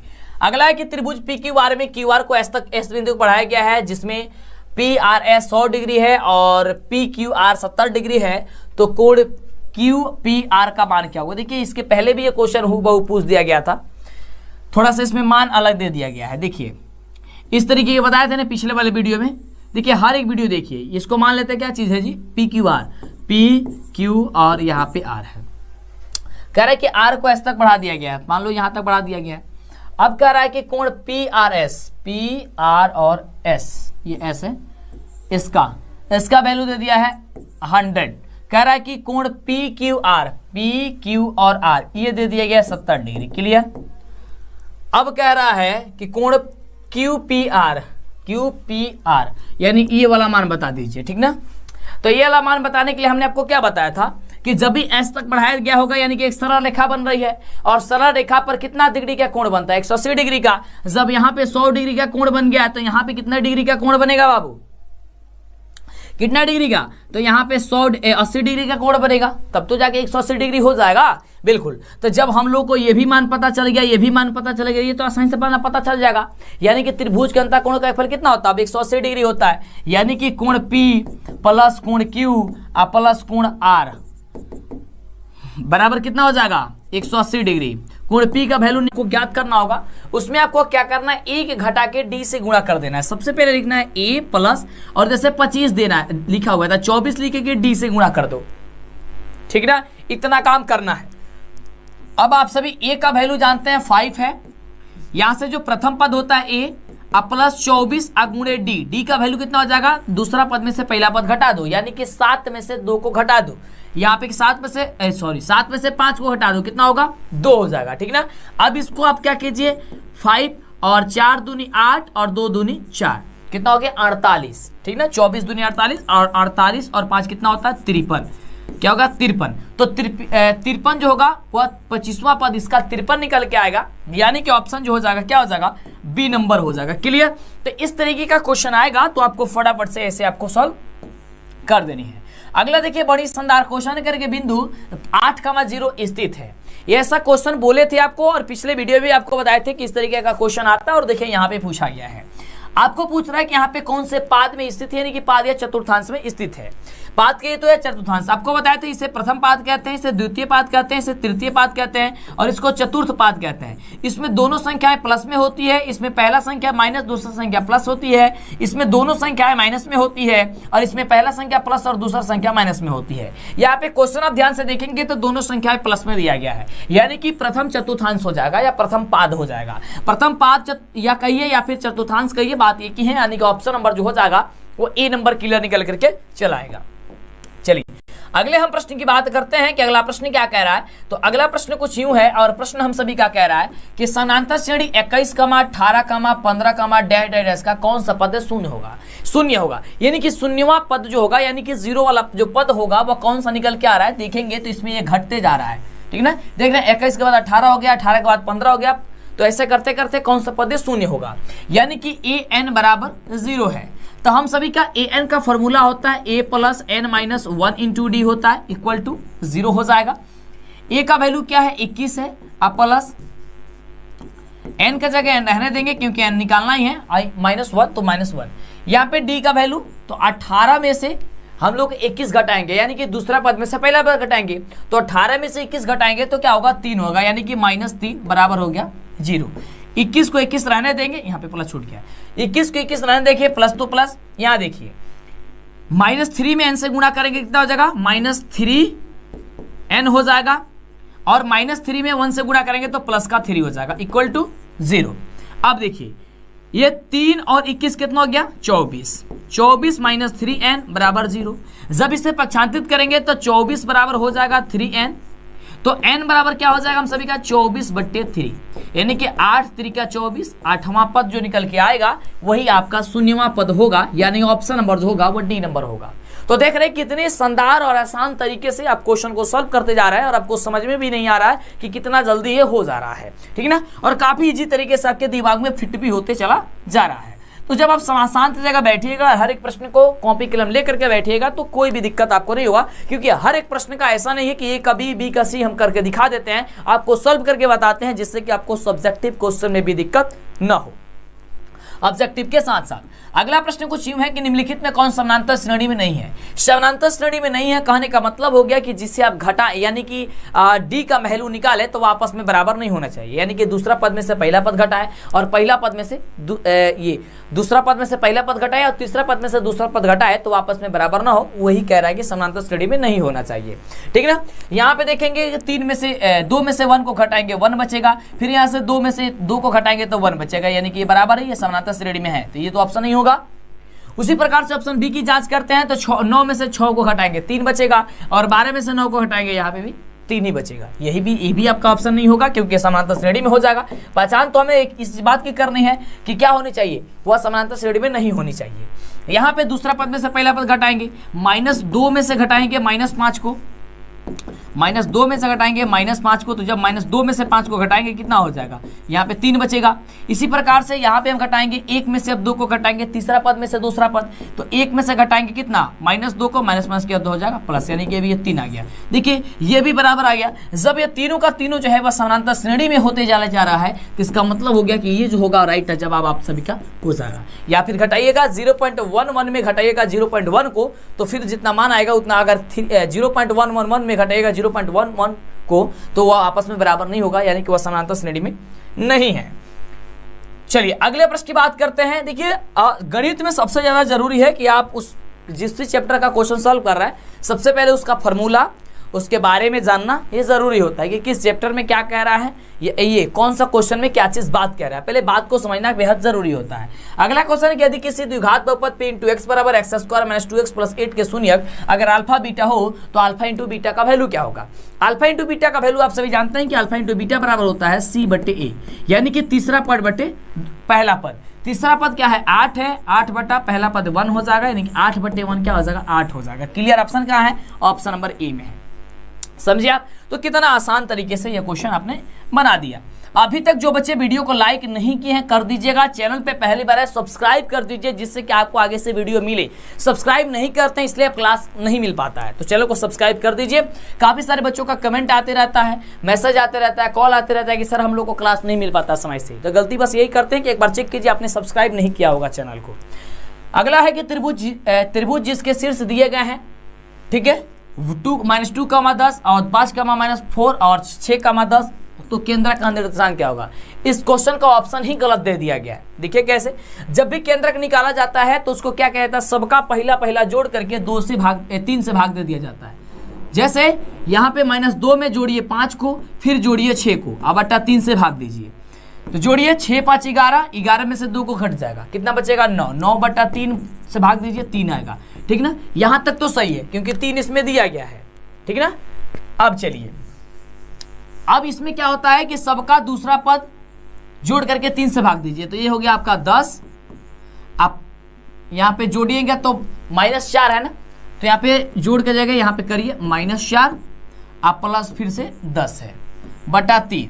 अब देखिए 10 और प्लस माइनस -4 और फिर प्लस 10 बटा 3, 10 और 10 कितना हो गया 20, और 20 में से 4 घट गया, हो गया 26, 26 बटा 3। तो 26 बटे जब 3 आ गया तो बताइए ये कटेगा, तो नहीं सर नहीं कटेगा, यानी कि 3, 26 बटा 3 आएगा आंसर। तो 3, 26 बटा 3 कहीं ऑप्शन है, तो कहेगा कि नहीं सर कहीं पे भी ऑप्शन नहीं है, यानी कि इसका आंसर राइट होता ये, लेकिन इसमें कोई भी ऑप्शन नहीं दिया गया है। ये जो क्वेश्चन सेट किया गया है बिहार बोर्ड के द्वारा वो गलत क्वेश्चन, यानी कि ऑप्शन सेट किया गया गलत। ठीक है ना, 3, 26 बटा 3 होना चाहिए। तो देखिए कभी कभी बिहार बोर्ड से भी हो जाता है गलती, यानी कि जो भी क्वेश्चन सेट करते हैं उन लोगों से भी गलती मिस्टेक कभी कभी हो जाता है, तो इसे छोटी सी मायने नहीं रखता है, चलिए वो होते रहता है।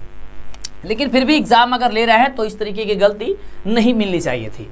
ठीक है ना। चलिए अगला क्वेश्चन के काफी ज्यादा खास है। यदि 2 समरूप त्रिभुज के क्षेत्रफल का अनुपात अगर दिया गया 100:121 तो इसके संगत भुजाओं का अनुपात क्या होगा। जब भी इस तरीके का क्वेश्चन पूछेगा आपको हूबहू कुछ नहीं करना है, इसका वर्गमूल निकाल देना है। जैसे कि 100 को आप वर्ग कर दीजिए, वर्गमूल, तो 100 को क्या लिख सकते हैं 10 और 21 को क्या 121 को क्या लिख सकते हैं 11, यानी कि 10 अनुपात हो जाएगा हम सभी का 11। तो 10 अनुपात 11 कहाँ पे है, ऑप्शन नंबर डी में है, तो ऑप्शन नंबर डी राइट जवाब होगा। क्लियर। जब भी इस तरीके का क्वेश्चन पूछेगा ज्यादा माथापेची नहीं करना है, नहीं तो आपको समय उसमें काफी ज्यादा लग जाएगा। क्लियर। चलिए अगले प्रश्न की बात करते हैं। अगला प्रश्न कुछ यूं है, काफी खास है कि बिंदु 4,0 और 5,1 के बीच की दूरी क्या होगी। दूरी का मतलब हो गया कि इसके बीच की दूरी निकालना है आपको, यानी कि अंडर x2 - x1 का whole square plus y2 - y1 का होल स्क्वायर। तो x1 y1 x2 y2 x2 - x1 यानी कि 5 - 4 का 1 का होल स्क्वायर, यानी कि 5 में से 4 घटेगा 1 और 1 का स्क्वायर करेंगे हो जाएगा 1। फिर y2 - y1 1 में से 0 को हटाएंगे होगा 1 और 1 का स्क्वायर करेंगे हो जाएगा हम सभी का 1, यानी कि 1 1 क्या होता है 2 होता है और 2 ही आपका रूट हो जाएगा, रूट 2 को बाहर नहीं कर सकते, यानी कि √2 आपका राइट जवाब हो जाएगा, जो ऑप्शन नंबर बी में दिया गया है। देख सकते हैं ऑप्शन नंबर क्या हो जाएगा, बी नंबर आप सभी का राइट जवाब होगा। अगले हम प्रश्न की यदि बात करते हैं तो काफी ज्यादा खास है और अपने आप में काफी ज्यादा जबरदस्त है। जबरदस्त कुछ यूं है कि दो समान कोणिक त्रिभुजों में उनकी संगत भुजाओं का अनुपात सदैव समान रहता है, यह किसने कह दिया था। क्वेश्चन कुछ यूं है कि दो समान कोणिक त्रिभुजों में उनकी संगत भुजाओं का मान जो समान रहता है, तो सदैव समान रहता है, तो इसने बात किसने कह दिया था, तो ये बात कह दिए थे थेल्स जी ने। कौन कहे थे, थेल्स जी ने। 6 के स्क्वायर प्लस कर्ण आधार स्क्वायर यानी कि 6√3 का स्क्वायर अब बराबर कर्ण स्क्वायर यानी कि 12 का स्क्वायर। तो 6 का 36 प्लस 6 के ये 6√3 का स्क्वायर क्या होगा, तो 6 का पहले स्क्वायर करेंगे हो जाएगा 36, ठीक ना, और 3 का स्क्वायर करेंगे हो जाएगा √3 का स्क्वायर करेंगे हो जाएगा 3, ठीक ना। तो 6 3 18 का 8 और 3 3 का 9 1 10 यानी 108। क्लियर। 108 बराबर क्या हो जाएगा 12 12 44 यानी कि 144। अब देखिए 8 6 हो जाएगा 14 के 4 और 3 1 हो जाएगा 4 और 1 का 1 यानी कि 144 बराबर 144 हो गया। तो जब ये आपस में बराबर हो गया, लंब स्क्वायर प्लस आधार स्क्वायर बराबर कर्ण स्क्वायर, यानी कि ये आपका ऑप्शन जो आपका जो ये हो जाएगा कोण वो 90 डिग्री हो जाएगा, यानी कि ऑप्शन नंबर जो दिया गया सी नंबर, ये सी नंबर आपका सही जवाब होगा। क्लियर। समझे आप लोग, बिल्कुल समझ गए होंगे। अगला क्वेश्चन कुछ यूं है, बड़ा ही जबरदस्त, बड़ा ही शानदार, बड़ा ही लाजवाब धमाल क्वेश्चन है कि यदि किसी त्रिभुज के कोण का समद्विभाजक विपरीत भुजा को समद्विभाजित करता है तो वह त्रिभुज कैसा होगा। क्वेश्चन क्या है, यदि किसी त्रिभुज के कोण का समद्विभाजक विपरीत भुजा को समद्विभाजित करता है तो वह त्रिभुज कौन सा होगा, तो वह समद्विबाहु त्रिभुज होगा। कैसा त्रिभुज होगा, याद कर लो, दिमाग में बैठा लो कि सर वह समद्विबाहु त्रिभुज होगा। क्लियर मेरे शेर, बहुत बढ़िया बाबू। चलिए बात करते हैं अगले नंबर क्वेश्चन की ओर बढ़ते हैं, देखते हैं क्वेश्चन क्या कह रहा है। बड़ा बढ़िया क्वेश्चन बटे और क्वेश्चन कुछ कह रहा बटे कि त्रिभुज एबीसी में, वही बार से भोजपुरी ना बोलते नहीं आता, तू भोजपुरी नहीं बोल रहे सर, तो बाबू भोजपुरी भी बोल रहा था नहीं चला। क्वेश्चन कुछ यूं बटे करल क्वेश्चन कि त्रिभुज एबीसी में डीई समानांतर बीसी है तथा एडी बटे डीबी है बराबर 2/3 है, तो एई बटा ईसी का मान बताओ। देखिए सबसे पहले इसको चित्र के माध्यम से समझाते हैं, ये चित्र बनाते हैं आपको ताकि सारी चीज क्लियर होती चले जाए। इसको मान लेते हैं ए, इसको मान लेते हैं बी और इसको मान लेते हैं सी। कह रहे इसके समानांतर एक है डीई, ये क्या है बराबर है, और एडी बटा बीडी यानी कि एडी 2 है ये 3। तो थेल्स परिमेय जानते हो, थेल्स परिमेय थेल्स का विलोम, वो कहता है जब ये बराबर है तो ये भी होगा बराबर, यानी कि ए बटा ईसी यानी क्या हो जाएगा 2/3 होगा ना शायद, है ना। 2/3 कहाँ पे दिया गया है, अरे भक्ता क्यों है बाबू तुम, क्या हो जाएगा बी नंबर। क्लियर। अगले प्रश्न की बात करें, कह रहा त्रिभुज, कह रहा कि यदि त्रिभुज एबीसी तथा डीईएफ में एडी बटे डीई बड़ा बटे बीसी बटा एफडी हो, दोनों समरूप हो, तब कोण उनका मान क्या होगा मेरे शेर। तो देखो इसके लिए भी एक चित्र, 2 चित्र बनाओ। इसमें एक त्रिभुज बनाते हैं यहां, इसको कहते हैं एबीसी, और इसको बनाते हैं त्रिभुज मेरे शेर मेरे रसगुल्ले, यहां पे करते हैं इसको त्रिभुज डीईएफ। क्लियर। अब कह रहा है कि ए बी बटे डीई, ए बी बटे डीई इसके ये बीसी बटा एफ डी, बीसी बटा एफ डी, एफ डी किधर है, एफ डी, एफ और डी है यानी ए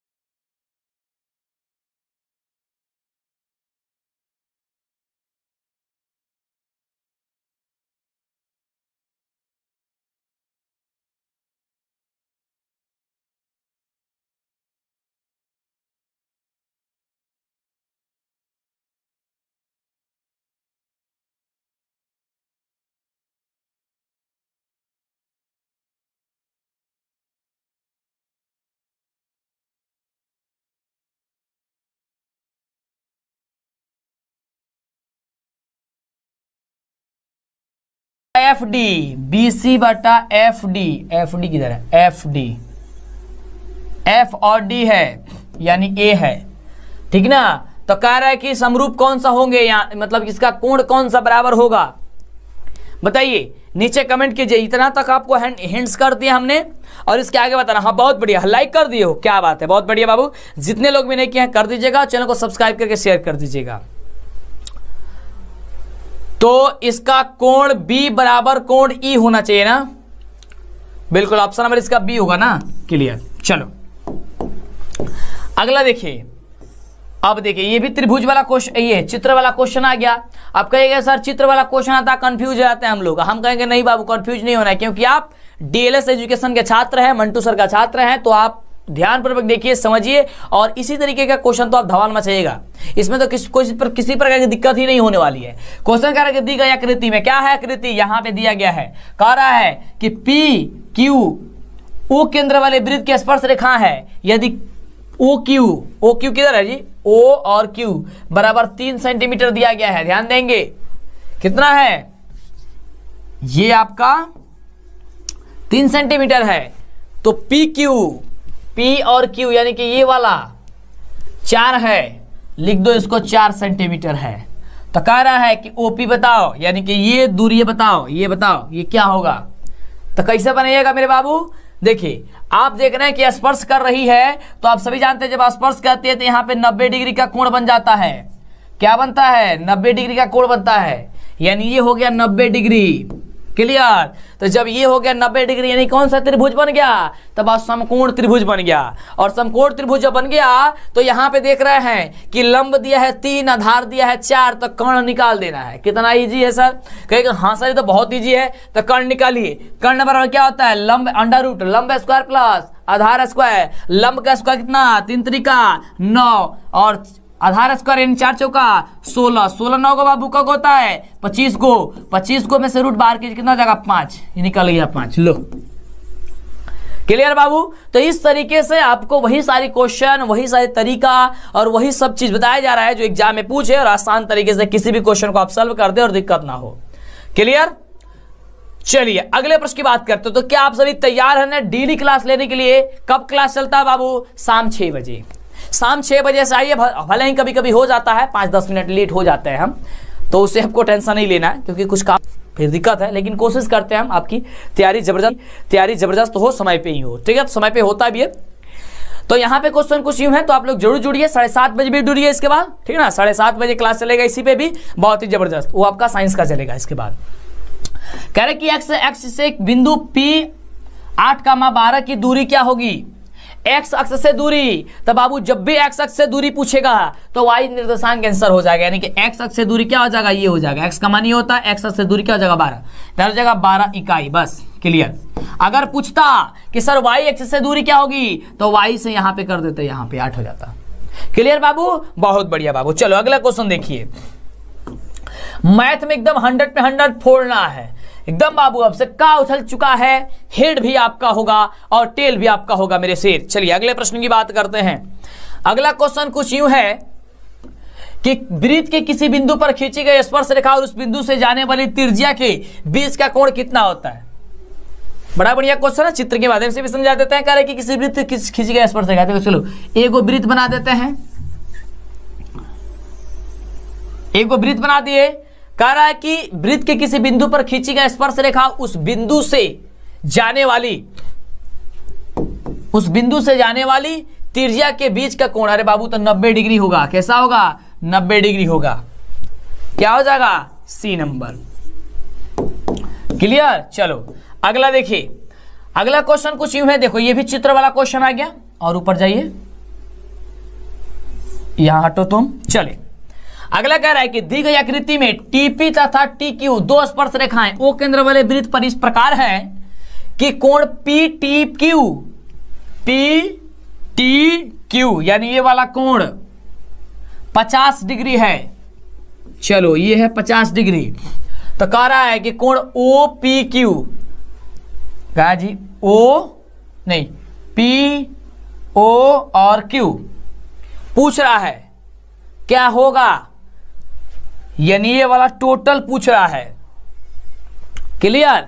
तो ध्यान दीजिए, यहां पे इसको हम एक रचना करेंगे, इसको एक समद्विभाजित करने वाली एक रेखा खींच देंगे। क्लियर? तो जब हम इसे खींचेंगे तो ये दो बराबर भागों में बट जाएगा, यानी कि ऊपर वाला 25 हो यहां से देखो, ये आपका 25 हो गया, 50 था, ये भी आपका 25 हो गया, 25-25 हो जाएगा। क्लियर? और ये आप सभी जानते हैं स्पर्श रेखा करती है तो यहाँ 90 डिग्री का कोण बनता है। कहेंगे कि हाँ सर 90 डिग्री का कोण बनता है। अब देखिए ये कोई त्रिभुज बन गया कि नहीं बन गया? कहेंगे कि हाँ सर ये तो त्रिभुज बन गया।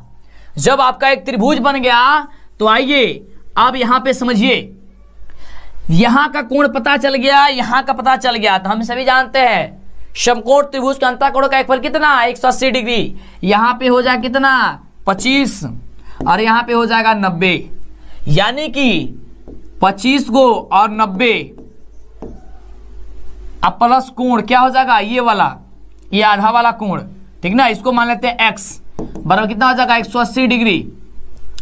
तब 25 और 90 कितना हो गया 5 और 9 2 11, 115 प्लस x बराबर कितना 180 डिग्री। x बराबर कितना हो गया 180 में से घटा दो कितना 115, कितना घटाइएगा 115 घटाइएगा, ठीक ना। चाहिए 10 में से 5 घटेगा 5, यहां पर कितना 7, 7 में से 1 घटा कितना 6, ये 1 का 1 यानी कि 65 डिग्री। ये ऊपर वाला मान निकला है बाबू 65, पूछ रहा है डबल यानी कि पूरा मान। तो जब ये आधा निकल गया 65 तो आधा दूनी कितना, मैंने आधा को दुगुना कीजिएगा तभी होगा, यानी कि 65 दूनी 130, यानी आंसर कितना 130 कहां पे है, ऑप्शन नंबर ए में है।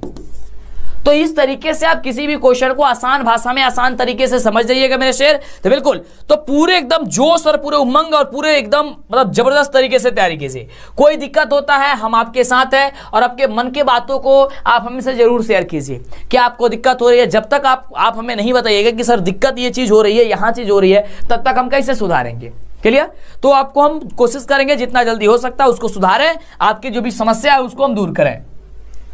अगला कह रहा है कि दिए गए समकोण त्रिभुज पी क्यू आर में कोण पी आर क्यू बराबर थीटा है, पी क्यू बराबर 3 सेंटीमीटर है, पी आर बराबर 6 सेंटीमीटर है, तो थीटा का मान क्या होगा। अच्छा, दिए गए समकोण त्रिभुज में समकोण त्रिभुज दिया गया है, देखो यहां पे है, क्वेश्चन पढ़ लिए हो, यहां पे थीटा का मान बताना है। तो बाबू ऐसा ही पता चल जा रहा है, या तो देखो इसको दो तरीका है, या ऐसा ही आपको दिख भी रहा है, ये जब 90 डिग्री हो गया तो इसका मान और इसका मान बराबर होगा किसके 90 के, तभी जाके 180 होगा। तो क्या होगा, तो सबसे पहले तो यहां पे देखिए लंब और कर्ण दिया गया, आधार ज्ञात करो। तो आधार ज्ञात करने के लिए बाबू होता है कर्ण स्क्वायर में लंब स्क्वायर, 6 का 36 और माइनस 3 3 का 9, कितना हो जाएगा 36 में से 9 घटाओ, बिल्कुल। तो उसके बाद से घटाओगे तो ये पाइथागोरस के लागू होगा, या फिर आप ऐसे भी कह सकते हो, देखो इसको दो तरीके, देखो ये आसानी तरीके से बना दो। जब यहाँ पे 90 है और यहाँ पे कुछ नहीं है तो दोनों को x मानो, यहाँ पे भी x इसको भी x, क्या हो जाएगा 90 प्लस x बराबर 180 डिग्री होगा। तो 90 प्लस 2x बराबर कितना होगा 180 डिग्री होगा। अब 2x बराबर क्या हो जाएगा 180 में से घटा दो 90 डिग्री, तो 2x बराबर हो जाएगा 90 डिग्री। x बराबर क्या हो जाएगा 90/2 यानी 45। तो यहाँ पे भी 45x का मान, यहाँ पे भी 45x का मान, तो यहाँ से ही पूछ रहा था तो 45 हो गया आंसर। ज्यादा माथा पीछे दिमाग लगाएंगे कोई जरूरत नहीं है, 45 हो जाएगा। कहाँ पे ऑप्शन है, इधर आइए, यहाँ पे है बाबू 45। क्लियर? चलिए आगे बात करते हैं अगले क्वेश्चन की। अगला क्वेश्चन क्या कह रहा है, ये देखिए 40 नंबर क्वेश्चन पे हम लोग फटाफट से पहुंच चुके हैं और पता भी नहीं चला कि हम लोग 40 नंबर क्वेश्चन पे पहुंच चुके हैं और इतने देर से भी पढ़ रहे हैं। तो इतना मजा आता है गणित पढ़ने में और पढ़ाने में। कह रहा है कि यदि tan a बराबर 3/4 है तो cos a बताइए। तो tan a बराबर सब कोई क्या जानता है, लंब बटा आधार होता है। tan a बराबर सब जानते हैं कि लंब बटा क्या होता है, आधार होता है, यानी कि कर्ण पता करनी है तो कर्ण बराबर होता है लंब स्क्वायर प्लस का आधार स्क्वायर। आधार स्क्वायर लंब स्क्वायर यानी कि 3 का स्क्वायर हो जाएगा 9, आधार स्क्वायर 4 चौका 16, 16 9 कितना होता है 25 होता है। 25 का करिएगा तो 5 होगा, रूट से बाहर कीजिएगा तो 5 निकल गया। जब 5 निकल गया यानी कि कर्ण का मान निकल गया है ना जी। कह रहा है कि cos a बराबर आधार बटा कर्ण, आधार बटा कर्ण, तो आधार का मान कितना है 4/5, 4/5 क्या इधर है आंसर, ऑप्शन है option number B number. Clear. तो इस तरीके से आप लोग फटाफट से बना सकते हैं। अगला देखिए, ये देखो इस तरीके का क्वेश्चन आगे ही बताए थे, बोले थे कि इस तरीके का जैसा ही क्वेश्चन आएगा आपको कुछ सोचना समझना नहीं है, केवल एक पे टिक कर देना है। cot 44 डिग्री बटे tan 46 डिग्री का वैल्यू क्या होगा, तो कुछ नहीं कर रहा है, फटाफट से 1 पे टिक कर देना है, या फिर बनाना चाहे तो बना सकते हैं। देखो cot जो है इसको चेंज कर लो, cot 90 माइनस क्या हो जाएगा 46 डिग्री, और नीचे tan है 46 डिग्री। cot 90 माइनस थीटा होता है किसके, tan थीटा के, तो tan थीटा के होता है नहीं कि tan क्या हो जाएगा 46 डिग्री, और नीचे भी है tan 46 डिग्री। tan 46 से tan 46 कट गया, बचेगा 1 आंसर आ गया है। क्लियर। तो इस तरीके से आप बना सकते हैं किसी भी क्वेश्चन को। क्या अभी तक वीडियो को लाइक कर दिया आप लोग? बिल्कुल बाबू कर दिया ना, बिल्कुल पूरा वीडियो देखिए एकदम लास्ट तक। कह रहे निम्नलिखित में से किसका मान सबसे अधिक होता है, तो सबसे अधिक मान 10 में का ये 1 होता है। 1 इसमें किसका मान है, तो क्या सर 10 45 का मान 1 होता है, तो जब 1 होता है 1 यही सबसे ज्यादा मान हो जाएगा, एक से ज्यादा इसमें किसी का और का मान है नहीं, ऑप्शन क्या हो जाएगा ए नंबर हो जाएगा। अगला नंबर हम सभी का क्वेश्चन कह रहा है कि यदि एक वृत्त की परिधि 88 सेंटीमीटर है तो उसकी त्रिज्या क्या होगी। अब देखो जैसे इस तरीके का क्वेश्चन छपेगा आपके एग्जाम में तो कैसे बनाना है, कह रहा है वृत्त की परिधि बराबर होता है 2πr, बराबर दिया कितना 88, तो 2 का 2 पाई के मान होता है 22/60 इंटू आर बराबर 88 डिग्री। ठीक ना, चलिए 22 दूनी कितना हो जाएगा 44, 44/7 आर बराबर हो जाएगा 88। ठीक ना, इसके नीचे कुछ नहीं है तो 1 लगा सकते हैं, या फिर इसको अभी रहने दीजिए, इसको 88 का 88 रहने दीजिए। आर बराबर क्या हो जाएगा 88 बटा कुछ नहीं है तो 1 लगा दो भी। अब देखो ये जो है भाग में जाते हैं गुणा में बदल लेते हैं, ये नीचे जाएगा ना, तो नीचे गुणा बदले तो ऊपर हो जाएगा 7 और नीचे हो जाएगा यहाँ पे 44, 44 दूनी 88 और 7 दूनी 14, यानी आर का वैल्यू हो गया कितना 14, और आर को ही त्रिज्या कहते हैं। क्या कहते हैं, त्रिज्या कहते हैं। तो त्रिज्या का मान निकल करके चला आया, ऑप्शन आपका हो गया बी नंबर। क्लियर। चलिए अगला देखिए, अगला मेरे शेर अगला क्वेश्चन कह रहा है कि यदि त्रिभुज PQR में आर जो है समकोण है, तो यदि साइन P और Q का जो वैल्यू होगा तब आप बता दीजिए कि क्या होगा।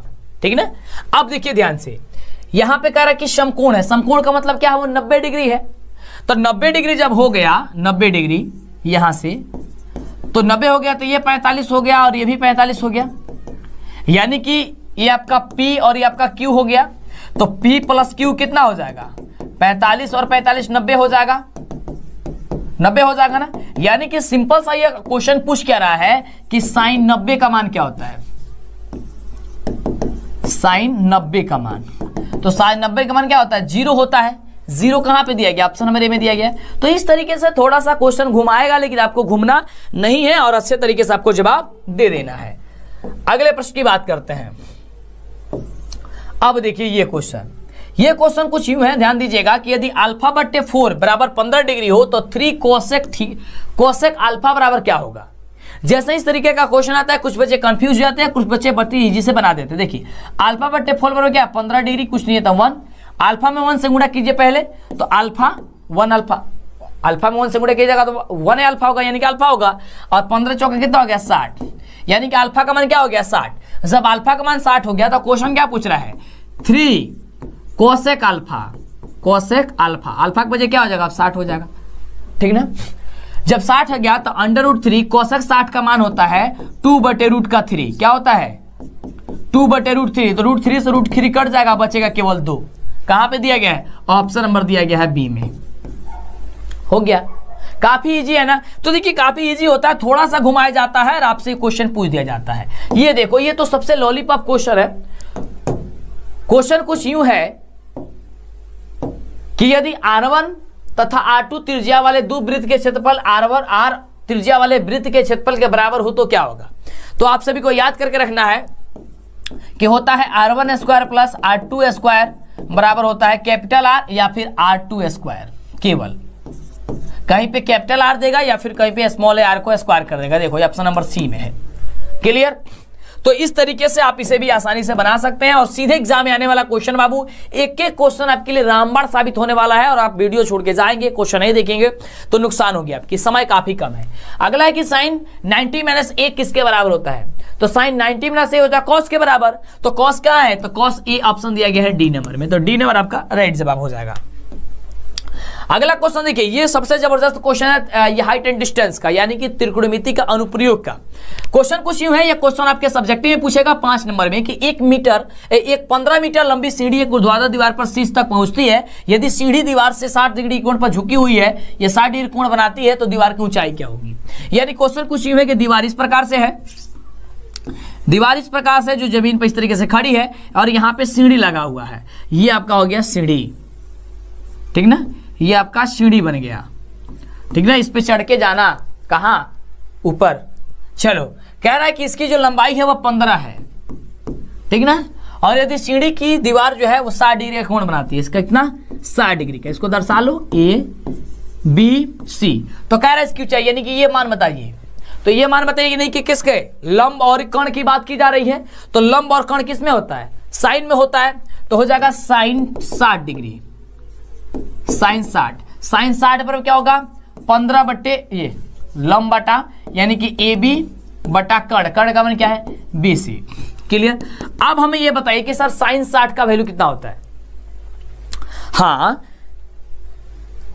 साइन 60 का वैल्यू कितना होता है आपको बताना है, और जैसे ही आप बना दीजिएगा तो आपका निकल करके चला आएगा। बिल्कुल क्या बात है। देखिए, हाँ देखो, कमेंट करते रहना, और जब कमेंट कीजिएगा ना तो जो पता आपको नहीं होगी उसका मान आप बढ़िया तरीके से, आसान तरीके से बना दीजिएगा। हाँ बिल्कुल। तो साइन 60 का मान कितना होता है जी? तो √3/2 होता है, √3/2 बराबर AB का मान निकालना ही है, निकाल देते हैं। BC का मान क्या है? सॉरी BC लिख दिया है यहाँ पे जी, AC होगा, सॉरी माफ कीजिएगा। तो क्या हो जाएगा यहाँ पे 15। अब देखिए, AB में 2 से गुणे की जगह हो जाएगा 2AB बराबर हो जाएगा 15√3। तो इसलिए AB बराबर क्या होगा? AB बराबर तब क्या होगा? 15√3/2, ठीक ना। तो 15√3/2 देखिए ऑप्शन कहीं है? नहीं है। इसको कटा दीजिए तो लगभग एप्रोक्स 7.5 के एप्रोक्स आएगा, यानी कि ऑप्शन हो जाएगा बी नंबर। 15 में कटाइए 2 से तो 7 दूनी 14 और पॉइंट में कुछ आएगा फिर यहाँ पे, यानी कि अप्रोक्स जो है 7.5 के बराबर आएगा। ऑप्शन क्या हो जाएगा? B number. रूट में दिया होता तो क्लियर हो जाता, लेकिन वो पॉइंट में दे दिया है, यानी कि उसको कटा दिया है। ये देखिए, अगला क्वेश्चन काफी जबरदस्त क्वेश्चन है कि cot 1 degree into cot 89 degree का वैल्यू क्या होगा? 1 डिग्री इंटू cot 89 डिग्री का मान क्या होगा? कुछ नहीं करना, काफी इजी क्वेश्चन है, काफी लाजवाब क्वेश्चन है। और इस तरीके का क्वेश्चन आएगा तो वैसे आप एक पे टिक कर दीजिएगा, लेकिन ये बनाना होगा तो साइन 90 ये cot 90 - θ पे बदल करके बना लीजिएगा, ऑप्शन आपका ए होगा, ठीक है ना। चलिए, ये रहा आपका क्वेश्चन अगला, और क्वेश्चन काफी लाजवाब क्वेश्चन है कि r त्रिज्या वाले गोला के संपूर्ण पृष्ठ क्षेत्रफल क्या होता है? ये सबसे आसान क्वेश्चन है। r त्रिज्या वाले गोला के संपूर्ण पृष्ठफल होता है 4πr²। 4πr² कहाँ दिया है? ऑप्शन नंबर डी में। तो इस तरीके से आपका आंसर जो होगा आपका डी नंबर हो जाएगा। इस तरीके से आपने देखा इस वीडियो लेक्चर में, सफलता बैच के इस वीडियो लेक्चर सेकेंड में 60 नहीं 50 क्वेश्चन है ना, 50 क्वेश्चन देखा और इसके पहले 50 क्वेश्चन बताए थे, यानी कि 100 क्वेश्चन आपको याद हो गया। और जिस बच्चे को 100 क्वेश्चन कंफर्म हो गया, याद हो गया, समझिए वो धमाल मचाएगा। तो यदि इसके पहले वाले वीडियो नहीं देखे हैं और इसके आगे वाला पार्ट नहीं देखे हैं तो देखते जाइए और ध्यानपूर्वक अपनी तैयारी जबरदस्त तरीके से करते रहिए। फिर मिलेंगे इसी तरह कमाल वीडियो के साथ नेक्स्ट वीडियो में। 7:30 बजे क्लास में ज्वाइन होइए और फिर से एक धमाल मचाइए। उसमें आपका साइंस का सबसे जबरदस्त क्वेश्चन बताया